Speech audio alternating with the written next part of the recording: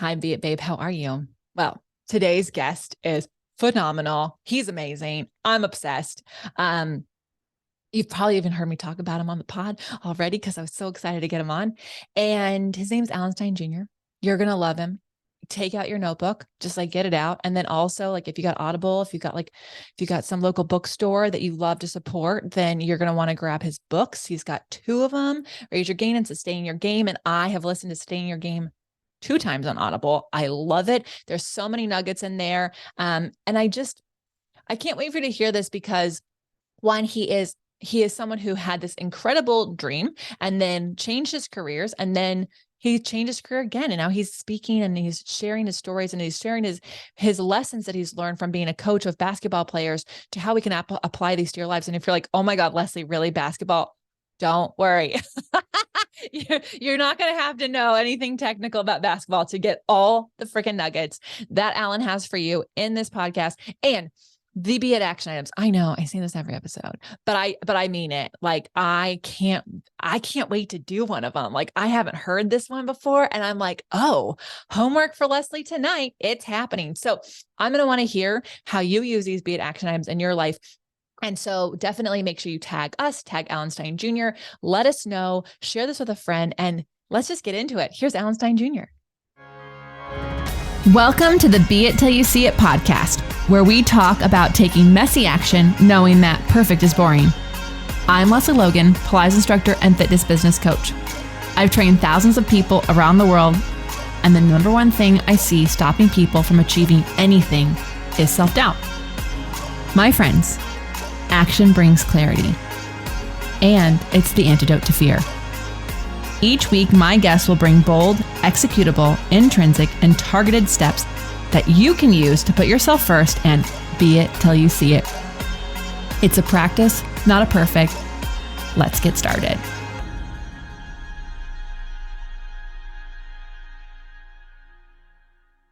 All right, Be It Babe. I'm super stoked. I'm actually more excited than I've probably been for a guest. I'm so sorry to my other guests listening, but seriously, I've wanted this man on our podcast for a long time. I heard him somewhere else, read his book, read it twice. There's a whole Be It Till You See It chapter in there. So I was like, oh, this man has to be on. Alan Stein Jr., thank you so much for being here. Can you tell everyone who you are and why you rock so much? Oh, my goodness. Well, I'm so excited to chat with you. I think we'll have a fun conversation. Professionally speaking, I'm a keynote speaker and author and a former basketball performance coach. I'm also a very amicably divorced and proud father of three kids. I have 12-year-old twin sons and a 10-year-old daughter, and happy to expand on any of that you'd like me to. You have twins? I do. Yeah, twin boys. They're in 7th grade, and they are a handful, a good handful. They're great kids, but yeah, twin boys can be two tornadoes. Yeah. So, well, thank you for sharing all of that. So one of the things that I thought was super cool, and I'm sure you talk about all the time, but you were an NBA performance basketball coach, and like, how did you, like, is that something you always grew up thinking you wanted to do? Like, what was the process getting from like maybe playing basketball to coaching it? Well, basketball was my first love, and I fell in love with the game at 5 years old, and I'm so grateful that here 4 decades later, basketball is still a major pillar of my life. And, falling in love with the game so early, I spent the first portion of my life as a very dedicated player, was able to play up through the collegiate level. I played at Elon University in the mid 90s. And while I was at Elon, I started to develop an equal love for what we now call performance training. Back then, it was basically strength and conditioning and running and jumping and lifting weights and mindset and nutrition. So when I graduated in the late 90s, I figured what could be better than combining my original love of basketball with this newfound love of performance training. And I became a basketball performance coach. And most of my work specialized at the youth and high school level, because that's where I felt I could make the biggest impact. And I took a lot of pride in being a role model off the court for the players I was working with. But I had an opportunity to work at 2 different high schools here in the Washington, D.C. area, which is where I grew up and where I currently live, that have produced over a dozen players that are currently in the NBA.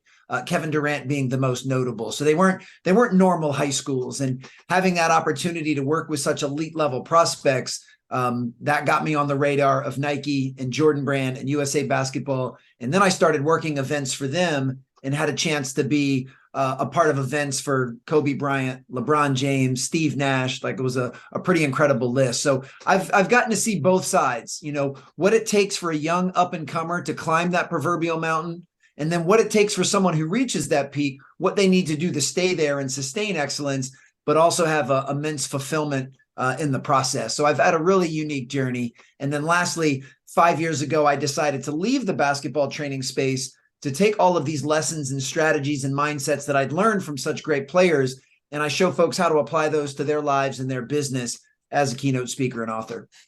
That had to be a really big decision, though, because 4 decades in one career, and around a thing, and then to go, yeah, I'm gonna close the door on that. What was there a fear around that? Was it exciting? Did it feel easy? How did you get your brain to go, yeah, that's going to be a path for me that I can see myself going through? One of the most important topics that I talk about in my most recent book, Sustain Your Game, is how to beat burnout. And one thing I say is, of the stuff I share on stage and the stuff I share on page, I'm not coming from a place of mastery. I basically write the books that I need to read myself. And the reason for that section on burnout is I've experienced burnout twice in my career so far. And one of them was 5 years ago when I made this pivot. I found myself getting burnt out on basketball specific training and strength and conditioning. I found myself getting burnt out on pouring into 15, 16, 17-year-old basketball players. Now, that was my favorite thing in the world to do for the 20 years that I did it. And I loved it, immeasurably. And I took a lot of pride in it. But when I started to see my flame was starting to flicker and eventually almost extinguish, I knew I had to make a change. I have so much respect and reverence for the game of basketball and for players and coaches. I knew that was not the type of vocation that you can just mail it in, that you just go through the motions. I'm there to pour my heart and soul into young people. And when I found that was no longer filling my cup and was no longer fascinating me, I knew I had to do something different. So that was why I made the pivot. And when I made the pivot to do keynote speaking and writing, it actually relit my flame. I was so excited. I was very thankful for the career that I had, and I wouldn't trade any of those moments for anything. But it really got me excited to try something different. And I'm still so connected to the game of basketball because most of the stories and lessons that I share from stage are the lessons that I learned from the game. So while I'm not training players anymore, I still feel so connected to the game. Yeah. Yeah. I love that you brought up burnout, because I feel like that's a thing that a lot of people are going through. And you wrote in your book, burnout is the having too much of too little. And I found that to be so interesting. I have a lot of people who listen to this, they're fitness instructors. And oftentimes there's oh, if I need to make more money, then I need to just teach more clients. But then it's too much work of too little time. There's just that's not actually sustainable. And I think it's also what can cause the flame of whatever you love doing to dwindle if you're doing that too muchness. How did you said twice in your career, how did you solve it the first time? Because you didn't pivot then. You kind of stuck with it, I'm assuming. Yeah, so the first time was as beginning my sophomore year in college. I started to get burnout on playing the game of basketball. I started to feel like it was more of a job instead of something that I had always loved to do. And part of that was because I wasn't playing very much in college. And I can say this with a huge smile and a ton of self-compassion and forgiveness. I had a bad attitude at that age. I did a lot of blaming, complaining, and making excuses for why I wasn't playing. And I allowed it to kind of suck the love of the game out of me. And, as a sophomore in college, I wanted to be in a fraternity. I kind of wanted to chase girls. I wanted to party. I wanted to do a lot of things that were really taking me away from this core love of basketball. And, the remaining part of college, I can say openly, I really was getting tired of the game. And it wasn't until I found this love of performance training that I was able to kind of flip the switch and basically transition from being a basketball player, which I just wasn't enjoying anymore, to then becoming a basketball performance coach and pouring into and serving others. That completely relit my fire. And, a big antidote for something when we find ourselves kind of woe is me and in our feelings and feeling a little down or lousy, one of the best ways to get out of that funk is to to serve others, is to, make it not about you, but make it about someone else. So for me, the remedy for that in college was to shift off of being a player to being a coach. And then when that happened recently, it was to shift from being a basketball trainer to being a keynote speaker. So these are just pivots that I made in order to get that fire back. Yeah. Yeah. I think that's really, my brother was a college football player, and then he got injured out, and he was so bummed because it wasn't his time, right? Like that was like not the plan. But I saw a different light in him when he became a football coach. And so he did that for the college level for years. And it's, and that's an interesting thing. I think we can see something as like an injury being a bad thing, or like a burnout being a bad thing, but it actually kind of puts you on the path of like the next thing for you. And so, so that's really cool. You mentioned earlier that you got to see these players and what it took to get, from that high school level to like college and beyond. I'm wondering, as you look back, because I don't know that you could make that, psychic decision back when they were in high school, were there things that you saw different players doing that you're like, yeah, that they were like, that made it to the NBA and made it beyond the high school level? And was there behaviors that people were like, kind of like, maybe you like had that negative attitude or, partying stuff? Was there something that made those people stand out and make it all the way? Absolutely. And you are it was incredibly insightful to realize I didn't know that at the time. This is the gift of hindsight, looking back and kind of connecting the dots. And, there's probably about a dozen traits that I think high performers in any area of life, whether it's basketball, business, or anything in between, I've noticed some trends, and I'm going to highlight 3 of them for you. And looking back at these things, and the first is they have a respect and appreciation for the basics. Like they embrace the fundamentals. They recognize that the fundamentals are the foundation to which everything else is built. And if you can relentlessly work towards mastery of the fundamentals, especially during the unseen hours, you give yourself a chance to be pretty successful. And it doesn't mean that you don't also do more advanced techniques or try some more advanced things. It just means you never leave the basics or the fundamentals, because they create that foundation. And anytime I would meet a young player that was trying to skip steps, or thought the fundamentals were beneath them, or thought it was more important to be flashy and to be sexy on the court instead of being good and being sound, those players rarely made it to the next level. The second is, and once again, I'm referring to players, but this is applicable to all of us. Yeah. The second is they were able to blend confidence with humility in a very masterful way. They earned the right to be confident because they put in the work during the unseen hours, and they put in the repetitions to earn the right to be good at their craft. But they always blended that with a stroke of humility, which is what kept them open to feedback, which is what allowed them to be coached, and most importantly, allowed them to remember that no matter how good they were, they could still get better. The best of the best always look at themselves as a work in progress and as an unfinished product. No elite performer that I've ever met will allow you to put them under museum glass, for everyone to look at. They're like, I'm not done yet. And, you can look at that with elite level athletes and celebrities and performers and actors and musicians and business, titans in the world today. They know that they still have further to go. So blending that confidence with humility is another trait. And then the third one is the most successful people I've ever been around, and the players that were able to ascend to the top were very process focused. Now, they had tremendous clarity on their North Star. And these young players, they were crystal clear on the fact they wanted to become NBA players. That was their goal. But they didn't focus on the goal as much as they focused on the process and the steps and the disciplines and the decisions and the micro behaviors and the daily choices and the habits that would allow them to reach that goal. So they focus on the process, and then the goal becomes a byproduct of that. And of course, it needs to be said that when we're talking about professional sports, certainly there is a physicality component to that.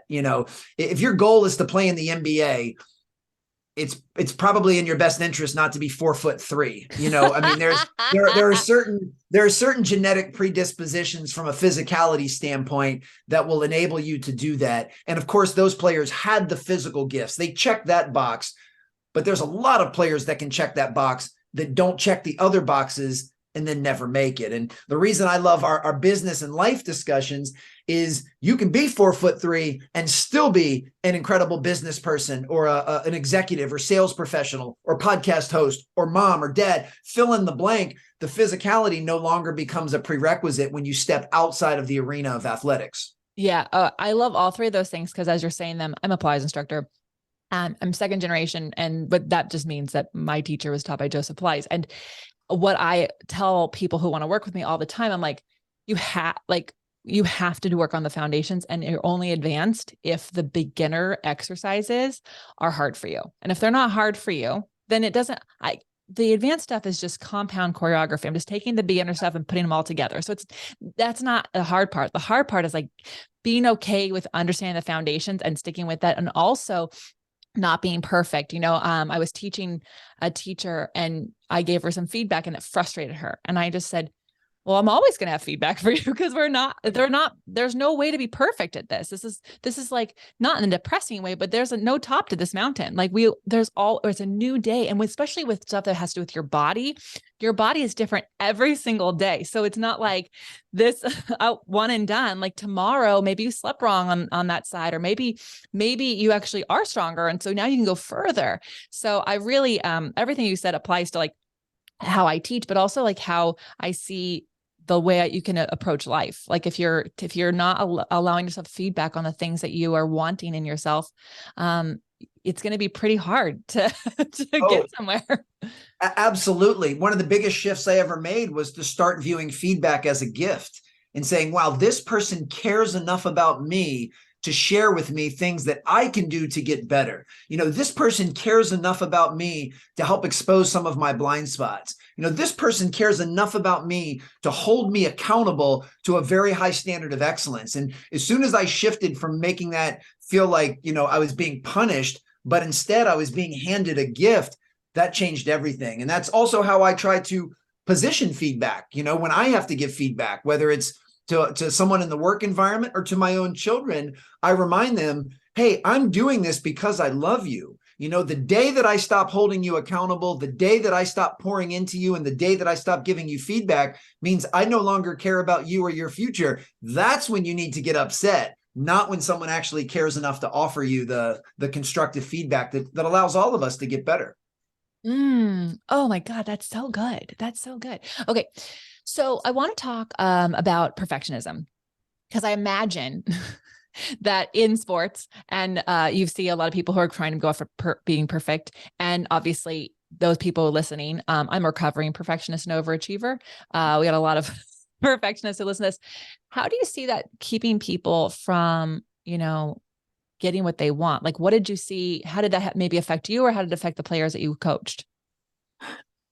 I'll speak from the first person because I'm also a recovering perfectionist. So I'm not saying this to project onto anybody else, and I'm certainly not saying this with an ounce of judgment. I think my deepest insecurity that I have, and something that I'll wrestle with for my entire life, is that I'm not worthy, that I'm not good enough. And I think perfectionism was an unconscious way to compensate for that in my mind, if I could do something perfectly, or if I could be perfect, then I would be worthy of love or affection or attention or achievement. I mean, fill in the blank. But it doesn't quite work that way, because you said something perfect. You said something before that's really insightful. And that is, perfection is unattainable. Life is not a perfect game. Pilates is not a perfect craft. Basketball is not a perfect game. In the history of the game, every single game of basketball that has ever been played at every level, anywhere in the world, there's never been a perfect game played. A perfect game would mean 0 missed shots, 0 turnovers, and 0 fouls. No one made a single mistake over the course of the game. That has never happened, not even at the professional levels. So perfection is unattainable. So if we think that we're going to derive worthiness by something that is unattainable, we've just put ourselves on a hedonic treadmill that we can never get off of, and we'll never actually have a sense of fulfillment. So as a recovering perfectionist, I've learned to accept the fact that I have flaws, that I am fallible, that I'm going to make mistakes. I'm going to have boneheaded decisions. There are going to be days where I wake up and I'm just in a funk, or I'm feeling lousy. And the other shift that I made, similar to what I said before, is I now give myself permission to feel those things and to do those things. I give myself the space to be less than perfect, which is good because that's the only thing I can do because I'm not perfect and I never will be. So I've learned to embrace that and lean into it. And for me, I focus much more on giving my best effort, on having my best attitude, on trying to be kind and be of service. When I can put my faculties into those areas, then I'm going to do the best I can with what I have wherever I am. And to me, that's now my measuring stick. Am I doing the best I can with what I have wherever I am? And that's what's most important at present. And also that's something you can like live with. Like just going back to basketball, we go to the WNBA. I live in Las Vegas. So Aces, love them. They're amazing. They won this year. Fabulous. Anyways, last year I was with my dad. He was a basketball coach for when I played, which probably my listeners never heard that I've done sports. Yes, I have. I was on an undefeated basketball team, and then I probably quit too soon, to be completely honest. I probably could have given that sport a little longer. However, this girl, I can't remember her name. She retired last year, but she literally did not foul. Like she was standing there and the girl from the other team like hit her after coming out of the basket, and it was like a foul each time. And I'm like, I know this game.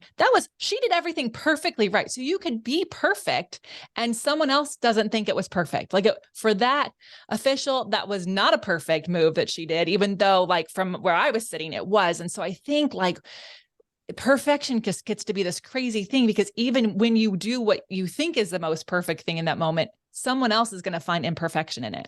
Oh, absolutely. And then what we end up doing is playing the comparison game, which is a really dangerous game to play. You know, as a keynote speaker, which is my primary vocation at present. I mean, even the times where I've gotten off stage and I felt to myself, like I nailed it. That was one of my best performances. Even when the audience agrees, you know, you see a lot of heads nodding, a lot of smiles, maybe even a standing ovation.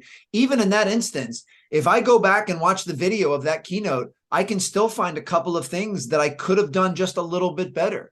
You know, maybe it was a little bit of timing or pace, or maybe I could have made a better gesture with my hands, or maybe I forgot to make a point that I could have made. So even that is an imperfect game, but I lean into that. And that's what I enjoy is the challenge of it. So for me, and I know this has become somewhat of a cliche statement, I don't allow myself to get stifled by perfection. I allow myself to be inspired by progress. And as long as I'm slowly getting better, you know, can I be a better father in 2023 than I was in 2022? Can I be a more effective communicator and keynote speaker in 2023 than 2022? Can I take my mental, physical, and emotional health to a slightly higher level in 2023? That's my goal, is progress. You know, once again, by the end of 2023, I won't be perfect in any area of my life, but can I be a little bit better than I was? I saw this slogan. This was, I mean, probably 15 years ago. Apollo Ono, the famous skater, had this thing where he said, be greater than yesterday. And it was the word BE, and then it was the greater sign like we used to use in math, yesterday. So be greater than yesterday.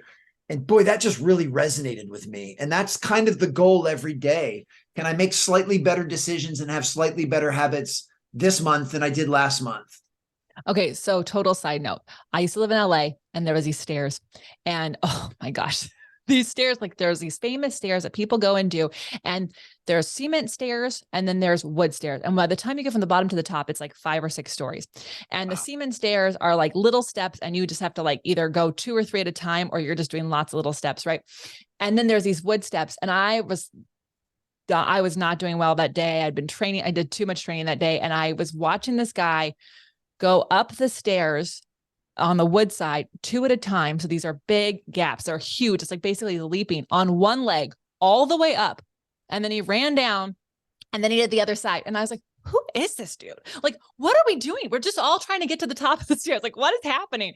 And then I looked at his face, and it was Apollo Anton Ono. And I was like, okay, fair. Wow. I'm talking about comparison. I'm not comparing my trying to get up these stairs to that guy. We are on 2 different athletic levels, and we have 2 different goals here today.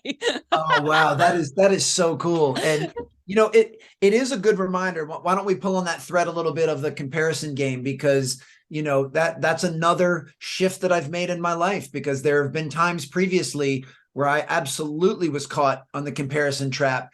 And it always left me feeling hollow and shallow and never feel like I was enough. And the reason the comparison game is so difficult is because you can't win it.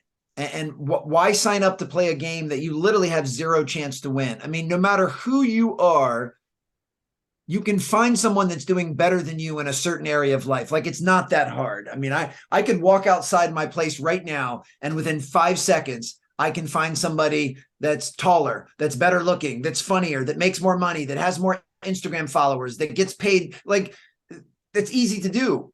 So what I've tried to do is untether from the external and not derive my self-worth, my self-belief, and my confidence from external metrics, but instead try to be much more intrinsically motivated. And just know that when it comes to the comparison game, and if we're looking at external metrics, yeah, there's a lot of people doing better than me in a lot of areas, and I'm probably doing better than some other people in some other areas, but it doesn't matter. You know, there's no reason to try to keep score with any of that stuff. And, you know, you even take something like, since basketball is my passion, you know, LeBron James, a once in a generation athlete, the king of the NBA for 20 years. And even he can't escape people that compare him to Michael Jordan and say, oh, well, Jordan was better.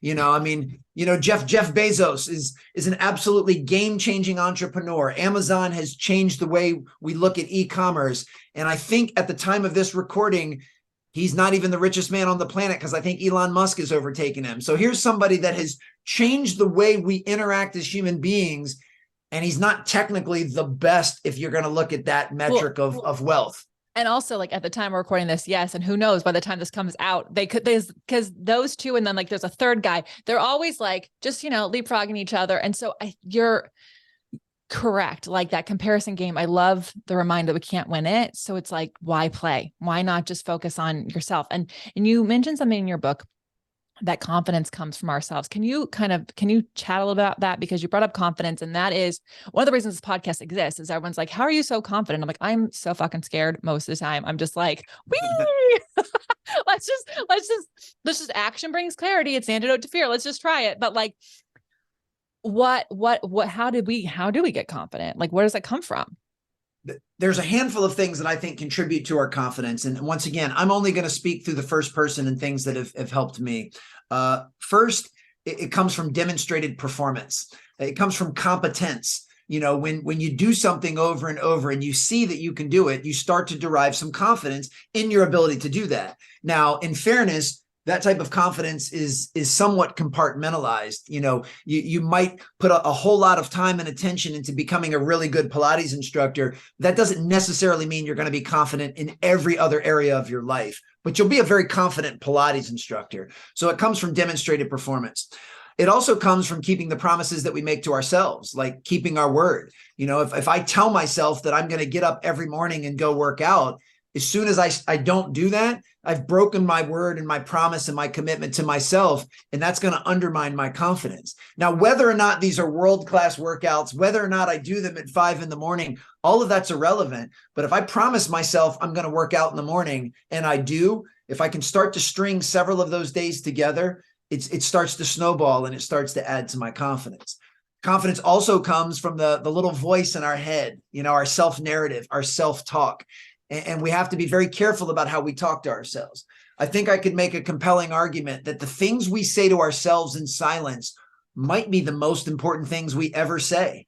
And we have to make sure that we talk to ourselves in a kind, compassionate, encouraging way. You know, many high performers that I've been around, and I was guilty of this as well, can be very self-critical, very self-judgmental. When things aren't going well, we can pile it on instead of giving ourselves some space and some grace to simply know that we're doing the best that we can. And I found that when we do these things, and then part of it too is not playing the comparison game. So there's 3 things you can do. And then if you can resist the temptation to play the comparison game, because that will zap your confidence too. You know, I mean, once again, I'm a keynote speaker. I take a tremendous amount of pride in my craft. I love what I do. I know dozens and dozens of speakers that are on bigger stages than I am, that command bigger fees, that have bigger followings, that have spoken to bigger brands, and I cheer for them. I'm happy for them. I hope that I can work on my craft to the point that I earn an opportunity to do some of those things, but I don't compare myself to them, because it will leave me feeling less than, and that would undermine my confidence. Yeah. So yes to all those things. You brought up like you said, the workout. It doesn't have to be like a 5 a.m. It doesn't have to be like the world-class workout. It's just that you did it. Like that's a confidence bucket. And so I study with BJ Fogg, who the Tiny Habits, right? And it's like, you don't have to go big or go home, y'all. Like your workout can be 5 jumping jacks in your living room. Like that could be it. You know what I mean? Like there's, I'm working on my pull-up game, just dropped drastically after the pandemic when I didn't have access to pull-up. We moved to Vegas. I didn't have anything. And so I've been getting on my Cadillac and going, all we're going to do every day is just hang here and try to hold on without our shoulder. That's all we're going to do. We're not going to try to pull up anything. And so then when I went to the gym last week and the trainer said, we're going to do 5 pull-ups and I could use a TheraBand, whatever. I was like, oh yeah, I can do that. Cause I have been showing up every day and just holding on to the bars, making sure that I have the grip strength for it. And I think we tend to think that if it's not world-class, if it's not something you'd share with your friends, which is just another version of comparison, it's not worthy. And actually those are the things that help build the most confidence, is like just the fact that you got there that day because you said you would. Absolutely. I love that you're basically talking about making small incremental gains over time. One of the analogies I use when it comes to outcome versus process is if you ever were tasked to build a brick wall, don't really worry about the wall. Just focus on laying bricks with as much care and precision as you can. And if you take a brick and you set it exactly where it needs to go, and then you take another brick and you set it exactly where it needs to go, if you do that enough times, the wall will just take care of itself. And there are going to be some days in our lives where we only lay 1 or 2 bricks. And then there'll be some days in our lives where we'll lay 150 bricks, but every single brick takes you a little bit closer to completing that sound, sturdy wall. So every brick matters. And when we can learn to focus on the reps, focus on the bricks, saying, today I'm tired, I'm a little off my game, I'm feeling lousy, maybe I need a day off and I'm not going to lay any bricks today. That's okay. We need some space to do that. But if I am going to lay some bricks, maybe it's only a couple of them, but I'm going to lay them with as much care and precision as I can.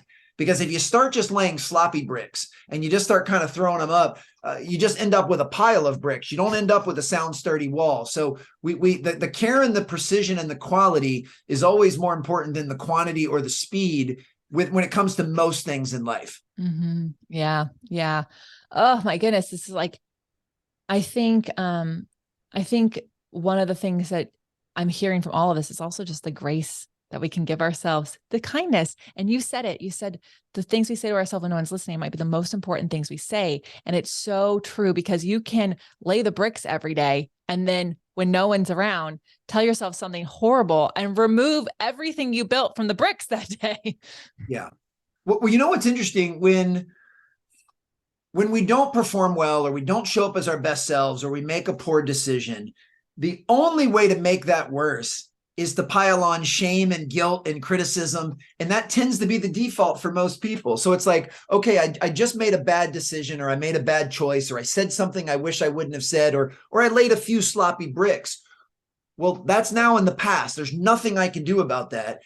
And I can make it worse, exponentially worse, by then being very critical and beating myself up. And, what we need to learn to do, and this is something I work on all of the time with myself, is learn to speak to ourselves with the same kindness, compassion, and empathy that we would speak to a loved one.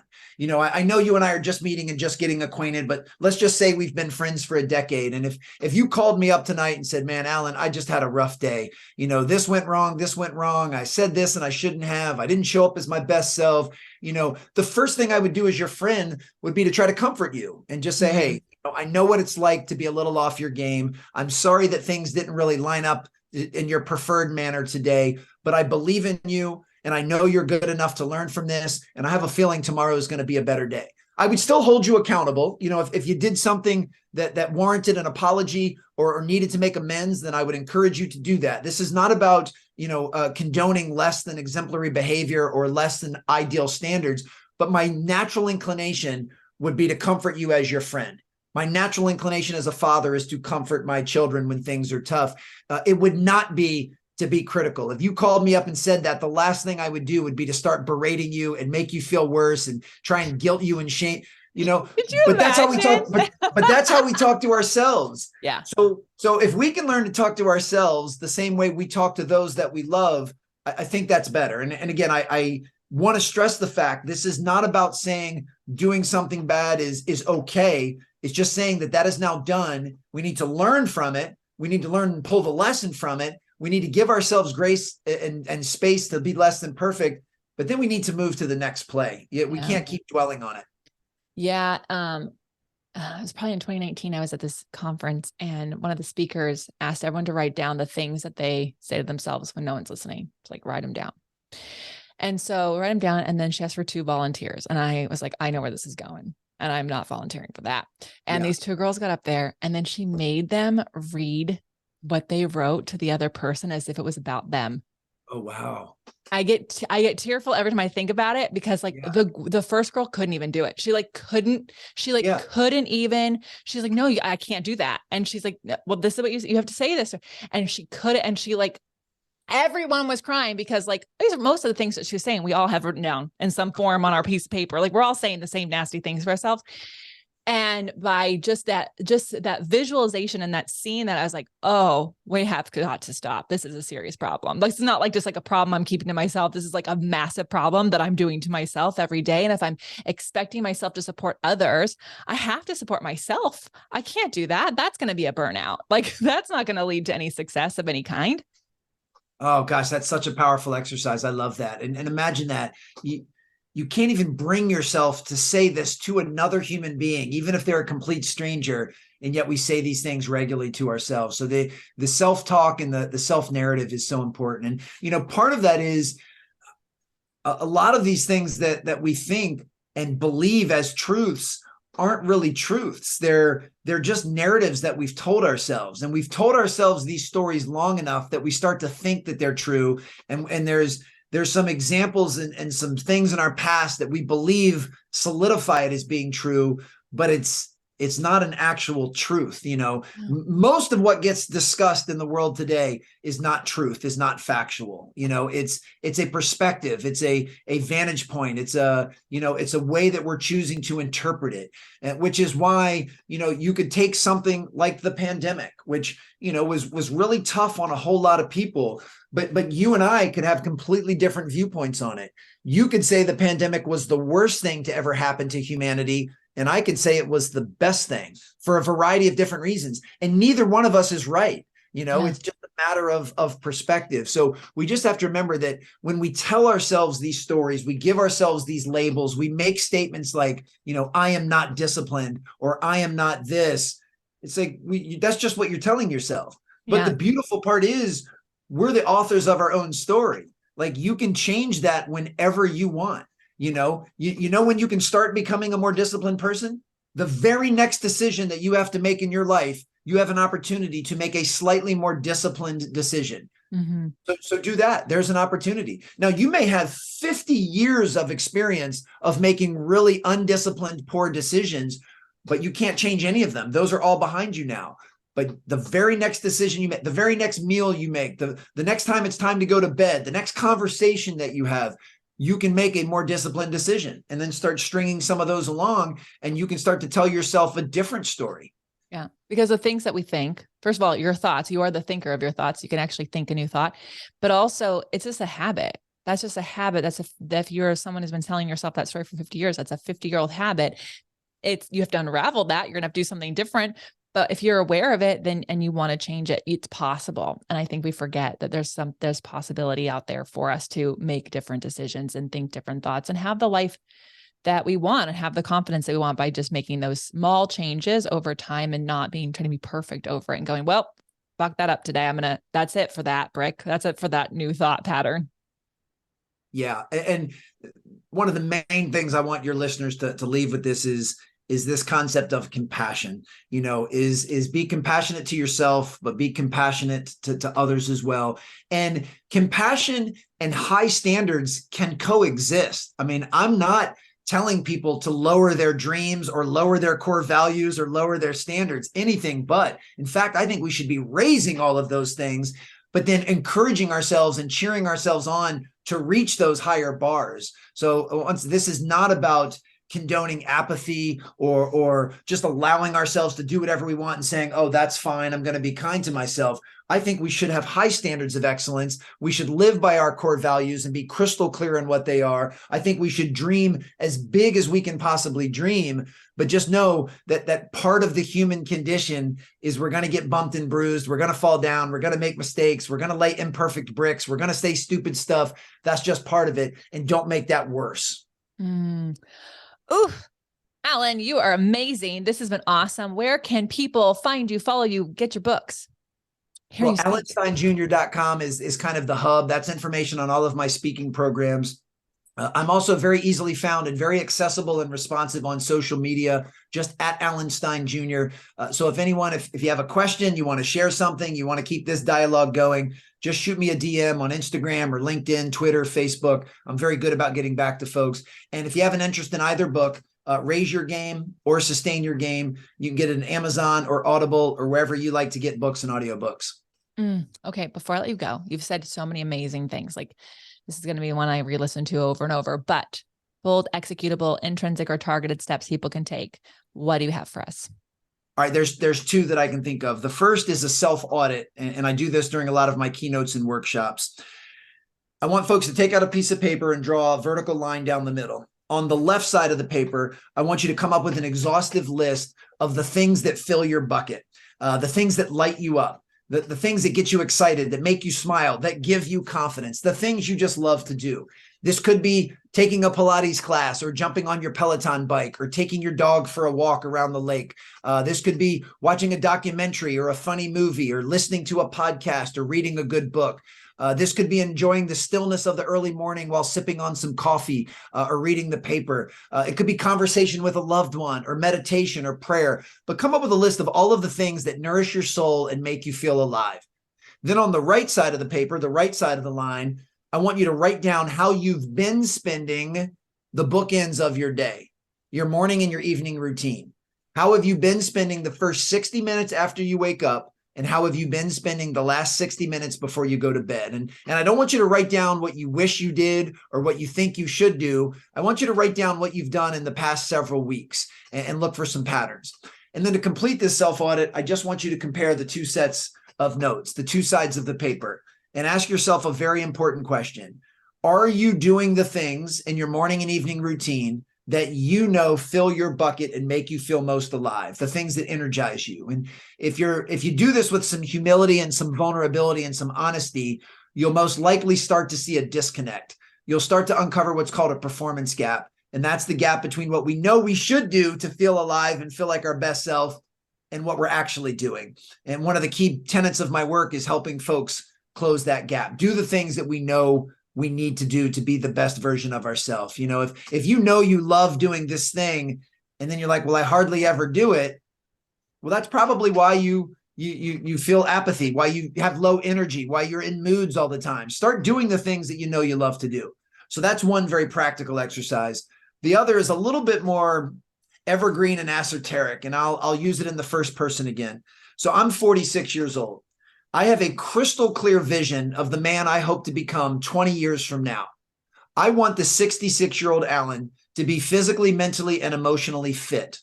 I want the 66-year-old Alan to have a strong, deep, loving connection with his children, his family, and his friends. And I want the 66-year-old Alan to be doing work he considers meaningful and in service of others.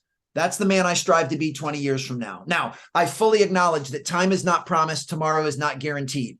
That even though I take great care of myself, there is no guarantee that I'll even live to the age of 66. But barring something unforeseen, I don't see why I won't. So here's how I use that. Every single decision I make in my life, I simply ask myself, is this going to take me closer to becoming that guy? Or is it going to take me further away? You know, when it's time to decide what I'm going to eat for breakfast, you know, option A or option B, which one will take me closer to being physically, mentally, and emotionally fit? You know, who I follow on Instagram, what I watch on Netflix, you know, what I choose to do for my morning routine. Are these things taking me closer to that guy or further away? I intentionally make it binary. And my goal every day of my life is to make as many decisions as I can that are in alignment with becoming that guy. Now, I'm not batting 1,000. I've never had a perfect day. But if most of the decisions that I make are in alignment with becoming that person, then 20 years from now, that is exactly who I'll be. I don't want anyone to be surprised by it. I will be designing my future by the decisions I make in the present. And the beautiful part is I'm not postponing being that guy 20 years from now, because I'm reaping those same benefits in the present, because this is when I'm making those decisions. And I sure hope this doesn't sound like it's lacking humility, because it comes from a really grateful place. But right now at 46 years old, I am physically, mentally, and emotionally fit. I do have an amazing connection with my children and family and friends. And I am currently doing work that I believe is in service of others and hopefully making a contribution to those around me. So that's the person I aim to be 20 years from now, but that's also the person I am today, because these are the decisions that I make on a daily basis. And the last thing that I'll leave your listeners with, this is kind of my recalibration exercise every single night. I basically say to myself, Alan, you just traded 24 hours of your life for the progress that you made today. Are you happy with that trade? And if the answer is yes, I get a very restful, peaceful night's sleep. On the rare occasion that the answer is no, today was not my best day, I didn't show up as my best self, and I'm feeling kind of lousy, I was in a funk, I give myself some grace and some compassion. I remind myself that nobody's perfect, and I get another crack at this thing tomorrow, and I still get a restful, peaceful night's sleep. Oh my goodness. I'm obsessed. I love it all. I also can't think of a better way to explain how you be it till you see it than the way you just described number 2 right there. Like, that is so cool. Y'all, how are you going to use these tips in your life? Tag Alan Stein Jr., tag the Be It Pod, share this with a friend, share this with a friend who needs to understand how to have more confidence and more compassion for themselves. And until next time, be it till you see it. That's all I got for this episode of the Be It Till You See It podcast. One thing that would help both myself and future listeners is for you to rate the show and leave a review. And follow or subscribe for free wherever you listen to your podcast. Also, make sure to introduce yourself over at the Be It Pod on Instagram. I would love to know more about you. Share this episode with whoever you think needs to hear it. Help us and others be it till you see it. Have an awesome day. Be It Till You See It is a production of As the Crows Fly Media. It's written, produced, filmed, and recorded by your host, Lesley Logan, and me, Brad Crowell. Our associate producer is Amanda Fraterelli. Kevin Perez at Disenyo handles all of our audio editing. Our theme music is by Ali at Apex Production Music, and our branding by designer and artist Gianfranco Cioffi. Special thanks to our designer Jairo Mandal for creating all of our visuals, which you can't see because this is a podcast, and our digital producer Jay Perdoso for editing all the video each week so you can. And to Angelina Herrico for transcribing each of our episodes so you can find them on our website. And finally, to Meredith Crowell for keeping us all on point and on time.